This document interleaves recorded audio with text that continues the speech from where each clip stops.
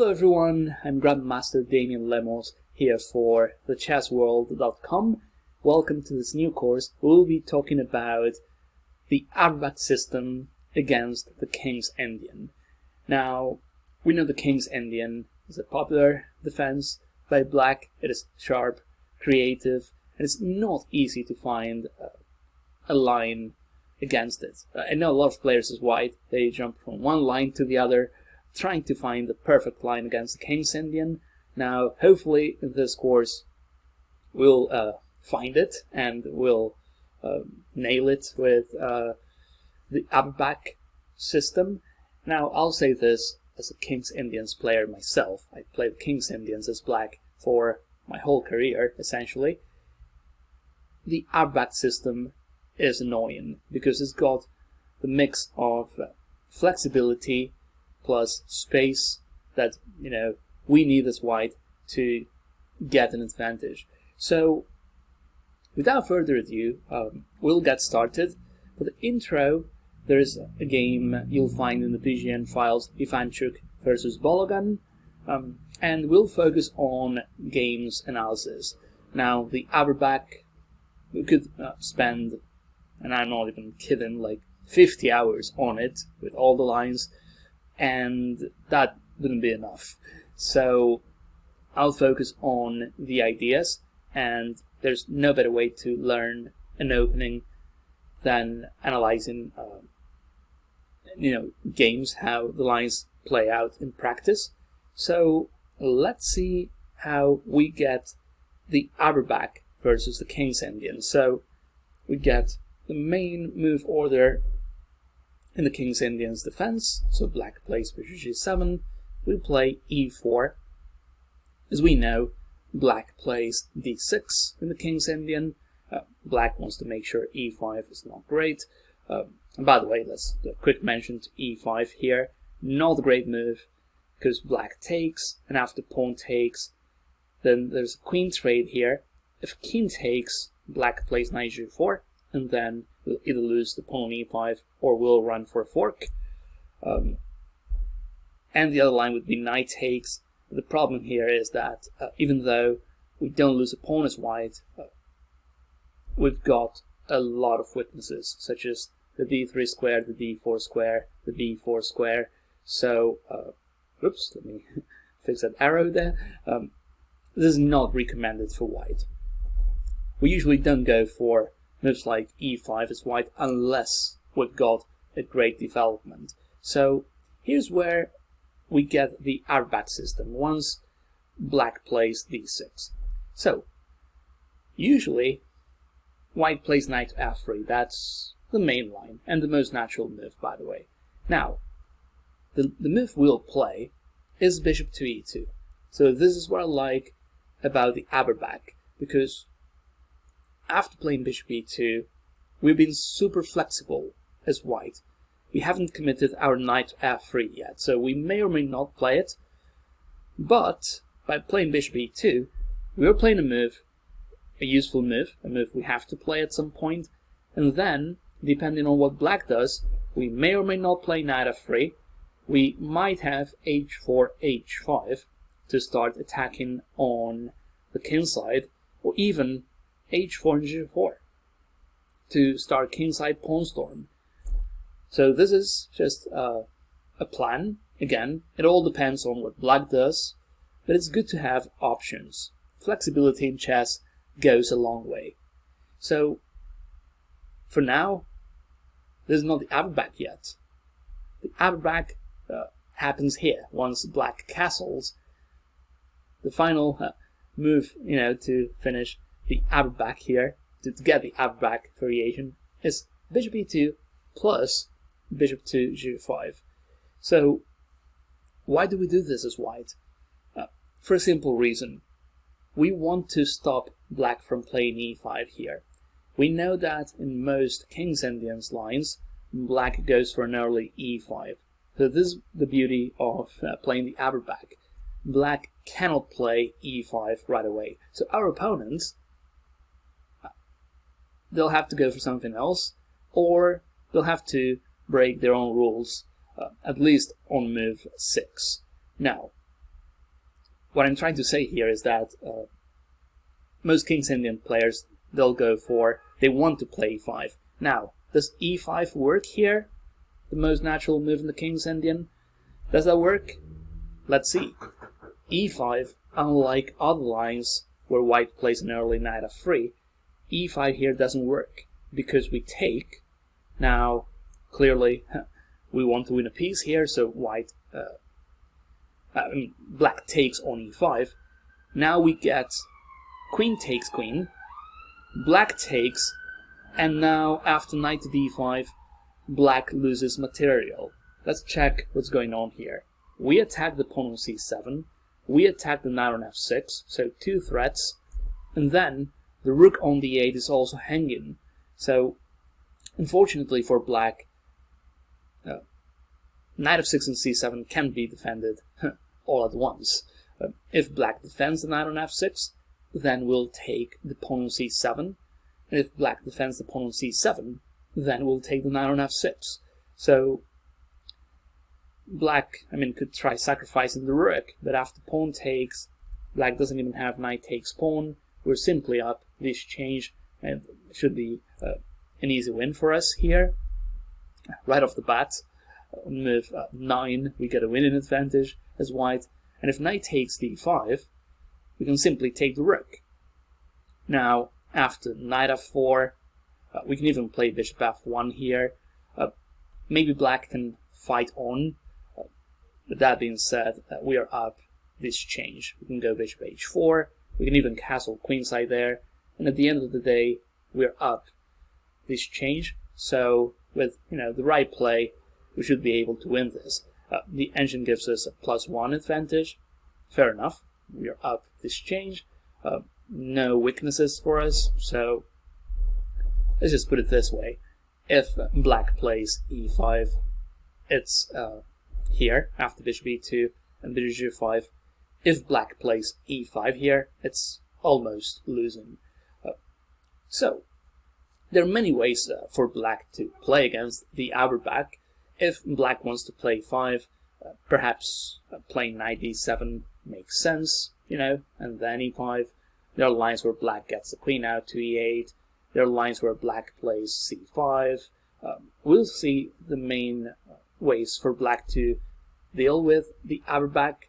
But for the intro, I want to show you the outcome of this game, Ivanchuk against Bologan. In that game, black played h6. So why do I start with this line? Well, the reason I really like this line for the intro is that here we get to see another benefit of playing the Averbakh. Most of our opponents will play h6. Now, is h6 a good move? I don't really like it. There are specific cases where black plays h6 for a reason, and that's other than attacking our bishop, of course. But the thing here is, we just move the bishop back, and I think the bishop coming back to e3 is better than moving bishop f4, by the way. But the main deal here is that after bishop e3, look at our bishops. We've got 2 powerful bishops targeting the king side, so h4, h5 will be annoying. We can even do something like g4 as well. That would be great. The main deal here is that once we come back to the bishop to e3, the minute we play queen d2, we're targeting the pawn h6. So we're winning a tempi on black's king side. We're attacking that pawn with 2 pieces, and black has to create weaknesses. That pawn h6 is already a weakness, so we're not even losing a move. After h6, we move the bishop back, and then we'll gain the tempi back playing queen d2. And the other thing I mentioned about the potential pawn storm, the fact black's got a pawn h6 makes our kingside attack easier. So it's all about the weaknesses we just created on the king side. So let's see how this game was. Remember, the approach we'll use in this course is we'll just see games.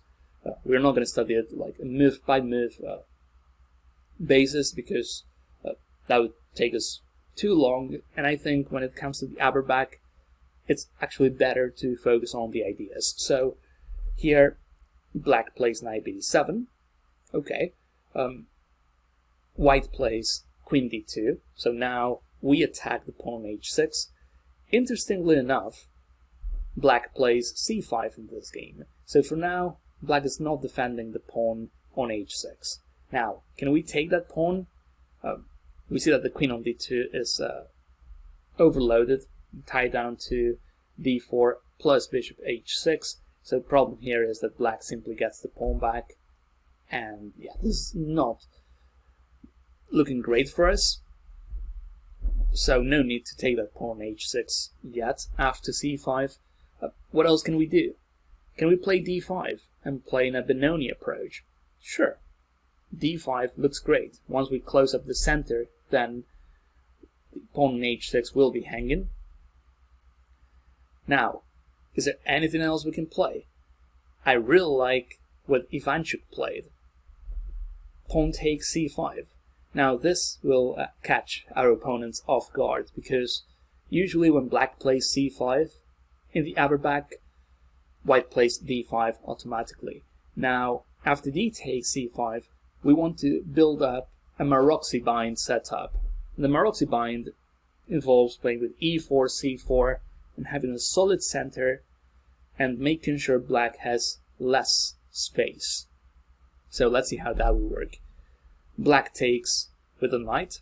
Fair enough, taking with the pawn looked a bit awkward and not really active for black. But let's see here. Knight takes c5. Black attacks the pawn on e4. There's no reason for us to take the knight. Our bishop is way too powerful. So we'll play f3. And here we get the Maroczy bind. Super solid center. You can even bring the rook here. See that it's almost impossible for black to play d5 and free up its position. And we do have a lot of space. Now, we might consider a kingside attack as well, but I think here we can go slow and play something like bishop d1. The knight comes out to e2, we castle, and then we'll have a bulletproof position with no weaknesses in the center and way more space for us. In the long run, that's a big advantage for white. And that's usually the case when we get a Maroczy bind. You see this in the accelerated Dragon Sicilian as well. That's where the Maroczy bind comes from, you know, in the hedgehog too. So after f3, the other thing I wanted to mention here in this structure or similar ones is that we would love to play knight h3, knight f2. That would be easier for us to get our knight out. But of course, since black has bishop takes knight available, that would destroy our pawn structure. So the only way we play knight h3 is that for some reason black has a knight on d7. That would give us the time we need to play knight h3, knight f2. But otherwise, always consider this maneuver. Bishop d1, knight e2, and then you just reposition your pieces. So, that being said, after playing f3, that was white's last move, now that the pawn on e4 is protected, we are attacking the pawn on h6. So black plays h5. See, black didn't want to play king h7, that looks a bit passive, instead plays h5. So, is this a big deal? Probably not, but it's fair to say that black is creating weaknesses on the king side.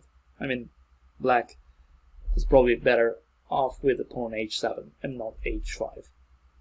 So here, Ivanchuk goes for the attack already with e5.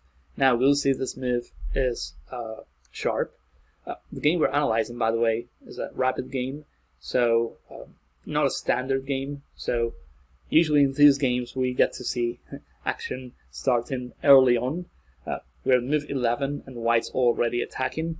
We can see that the pawn on d6 is overloaded because knight c5 is hanging. So before we get to see what happened in this game after white playing e5, we can just play rook d1 as well. I really like rook d1. because we introduce the same threat. We want to take the knight, and now queen d8's hanging.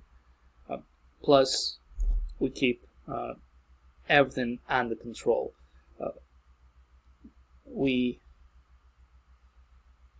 How would I put it? We keep on building as white. We play useful moves, and we're not taking on risk by playing e5. Now, our position is so solid here that even e5 doesn't look too risky. I'm saying that because we've got the king on e1, so it might backfire if we're not precise. But here, looking at this, looking at the engine's assessment, it's a slight advantage for white, and this advantage might grow. For instance, if queen b6, this is such an interesting line because, check this out. We've got the Maroczy bind. There's no way for black to open up the center. Now, there's this crazy line to start with, not the line I want to analyze first, not the line I wanted to analyze it first, but let's see it. e5, black has to take, right? Then we can play knight a4, that apparently wins a piece, or the queen. So here, believe it or not, black has some compensation, because we're down in terms of development, but I mean, probably better for white. We do have a queen at the end of the day, so that should matter. The engine says plus 0.4, so not as big as an advantage as we would have hoped. That's a potential tactic. Okay, that's if we want to play something specific as white, something e5, like e5. Now, what if we want to play solid? Remember the bishop d1 plan and bishop c2, trying to get knight e2 and finish our development? We can't do that here because we play rook d1. Can we play knight h3? Well, sometimes the engine goes for that, and just the engine is fine with a broken pawn structure on the king side. Now, is that recommended in practice? Not really. We're not going to play like engines. Even if we play knight h3, it's tough to keep up with, what the engine would play as white. So, how about, if we want to finish our development, how about getting the bishop out of there? We want to play knight e2, we want to improve our knight, we want to castle. Once we get that done, we're clearly better. Stronger center, no reaction for black in the center, no d5, pawn h5, what's that pawn doing there? I mean, there's no clear compensation for black here. So, the move, check this one out. I would give this move a double exclamation mark, bishop to f1. Now, we're ready to play knight e2, we're ready to play knight d4, or knight e2, knight f4, you name it. And then we keep all the pluses of our position, we'll move the bishop back to e2, and then we'll castle. So, let me actually do a little experiment here. I'll flip the board, I'll try playing natural moves as black, because, white played bishop f1, that looks passive. But let's see if I can take advantage of this. I'm just going to play what feels right. I'm not going to follow what the engine says for black. Even if I did that, it's better for white, but I'll play bishop e6. This is the way I think. Because if white plays knight e2, then I'll target the pawn on c4. So let's go with what the engine says. Rock solid. Here we see the power of the Maroczy bind. Now, I want to play a5. I want to play a5. I want to play a4. I want to get something going on the queen side before white finishes development. Now, a4, unfortunately, doesn't even work because of knight takes a4. So, let me try something else. What can I do? Rook here. Okay. Then white's ready to, at some point, capture our bishop. Full control of d5. Full control of d5. Bishop e2. Castles kingside. And here we see that my structure, my plan as black failed in a way because I didn't achieve much. And white, on the other hand, is just crushing here. What can I try? a4. Then I'm gonna crash against the wall here after knight takes. Now I'm sure I'm going to lose material at the end of the day. And whatever we throw at white, there's always this Maroczy bind safety net that is rock solid. So I think with this, we could finish this intro. There's way more to this, and we'll continue analyzing these structures on the next chapter, but I think this is good enough and there's enough information for the intro. So I hope you found this useful, hope you could learn something, and of course I want to see you guys on the next one. Thank you.